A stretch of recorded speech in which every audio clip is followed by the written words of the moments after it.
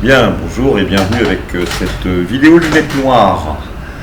Alors nous avons vendredi et samedi ce qui s'appelle Yom Kippour, qui est donc ce qu'on appelle une fête juive du grand pardon, qui va être utilisée par nos deux satanistes, Mathias Mansouri, qui évidemment m'a écrit qu'il allait penser à la dame de Rieux-la-Pape dans sa prochaine visite au cimetière. Tu parles, Charles, comme tu m'apprends quelque chose. Et Pascal Trefingui. Alors ils vont se partager le boulot. Pourquoi? Parce que il y a Mathias Mansouri, lui, qui est à Lyon, il est sur le continent européen, donc il va s'occuper de Chirel et de Florent. Et notre Trefingui, qui est du côté de Rio de Janeiro, c'est-à-dire sur le même continent que moi, il me réserve sa petite attaque avec sa statue de Moloch et ses conneries habituelles. Alors quand est-ce que ça va se passer? Écoutez, très exactement, puisque Yom Kippour, ça se termine en France à 19h54. C'est quelques jours avant la pleine lune qui a lieu le 17, 17 octobre à 13h54 de mémoire en France. Ils vont faire ça à minuit l'heure du crime, ou 1h du matin, je pense plutôt 1h du matin. Donc dans la nuit de samedi à dimanche, c'est-à-dire plutôt dimanche matin à 1h. Donc on va avoir nos zèbres, un qui est dans un cimetière et l'autre qui est dans sa pièce fermée à clé, dans son temple, avec ses invocations à Moloch. Les deux avec des versets satanistes, blablabla. Alors je les ai prévenus qu'on avait mis un dispositif de magie blanche qui est un pare-feu, qui est tellement fort que ça va leur revenir et à l'un et à l'autre en boomerang, pas de la même façon. Comme ceux qui font le pare-feu sont en Europe, ça va être beaucoup plus puissant sur Mathias. Il va y avoir des effets sur Trefingui. Les effets seront pour l'un et l'autre immédiats, compte tenu du dispositif qui est fait. Sachant que moi, on est d'accord, je me défends tout seul. Je vais être aidé, mais ça va être très atténué, sauf que je sais énormément de choses en magie blanche et je sais le mettre en pratique, et évidemment je vais faire Yom Kippour.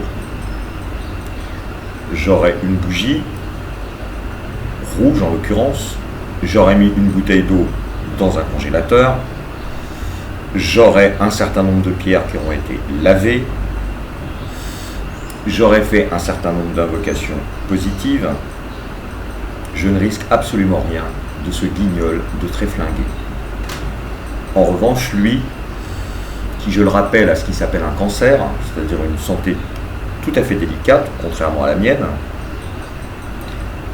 lui qui pense toujours s'en sortir et être plus fort que ceux qui sont beaucoup plus forts que lui, il va faire comme Mathias, il ne va pas pouvoir s'empêcher de le faire quand même. Je ne vous rappelle pas le coup de son audio grotesque et de la personne à qui il l'a envoyé. On a affaire à quelqu'un qui manque clairement de sens commun. Donc ils vont faire leur merde et vous allez voir, ça va swinguer. Le grand pardon ne va pas passer par eux. Je veux dire là-haut. Moi, si, pas de problème. Je pardonne par avance à Pascal, qui va connaître de sacrées emmerdes, tant au niveau de sa santé que sur le plan judiciaire. Quand il m'écoute, là, il ricane. C'est son style. L'autre, par contre, est beaucoup plus nerveux. Il est très très nerveux, là, Mathias. Il a envie de tuer. Et donc, il ne peut pas s'empêcher d'écrire le menu comme le faisait Keller Hals ou Sevestre. Ce qui est une preuve de faiblesse. Parce que quand on veut faire du mal à quelqu'un, on n'écrit rien, monsieur Mansour. Notamment et surtout pas à une de ses victimes. Seulement voilà. Le scénario, c'est moi qui l'écris. Et vous êtes mon pantin. Un nouveau pantin au Sambalek. Qui est à quelques jours de mourir. De mourir, Mathias. C'est ce que ton maître, le prince des ténèbres, a décidé pour toi. Tu es une brebis sacrifiée. Tu n'es pas un grand grade. Quand on réfléchit à tout ce que tu as fait, certes, il y a des idées brillantes, mais ta vie n'est vraiment pas brillante. Je veux dire, tu es quelqu'un qui se hait au travers de la haine qu'il ressent envers le nom même de famille d'une immense lignée qui est celle de son père dont tu ignores absolument tout.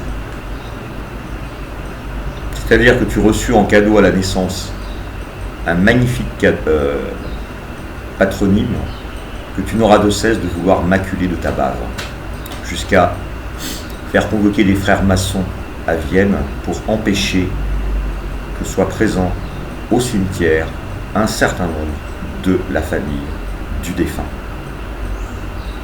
En clair, tu t'arroges, après l'avoir fait souffrir pendant des décennies, un droit de propriété sur le corps et l'âme de ton père, qui est ce qui s'appelle un abus de pouvoir et quelque chose d'absolument grotesque. Pourquoi ? Parce que ton père et son âme ne t'appartiennent pas et ne t'ont jamais appartenu. Mathias Mansour.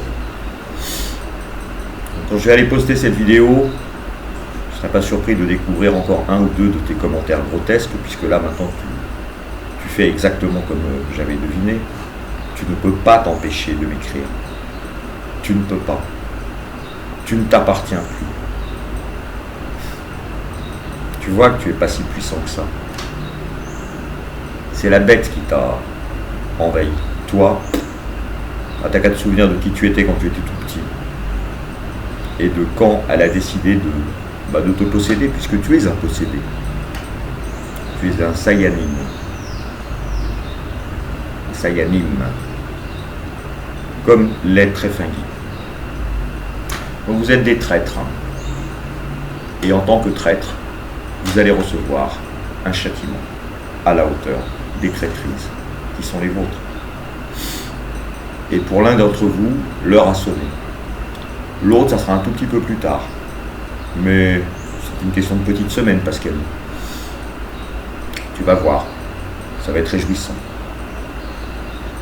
Beaucoup de tes victimes d'arnaque vont pouvoir enfin se pourlécher les babines et récupérer leur argent avec des dommages et intérêts, puisque comme tu as hérité de ta tante, tu as ce qui s'appelle les comptes en banque bien remplis. Ça, c'est à l'instant T. Ça ne va pas durer. Tu vas faire durer la pendule, tu as le droit, mais ça ne changera rien. Ce que je veux dire par là, c'est que je serais étonné que la justice t'accorde ce qu'elle accorde actuellement à Jean-Yves Sevestre, c'est-à-dire une liberté conditionnelle. Je serais surpris quand elle saura la gravité de tous tes méfaits. Voilà, donc Yom Kippour, c'est vendredi 11 et samedi 12 octobre. L'attaque des connards, je vous dis, dimanche matin vers 1h du mat. Un cimetière pour l'un vers Lyon. Une pièce secrète dans un temple bouddhiste factice pour l'autre. Un mort d'un côté et on frôle la crise cardiaque pour l'autre. À vous de jouer, mesdames.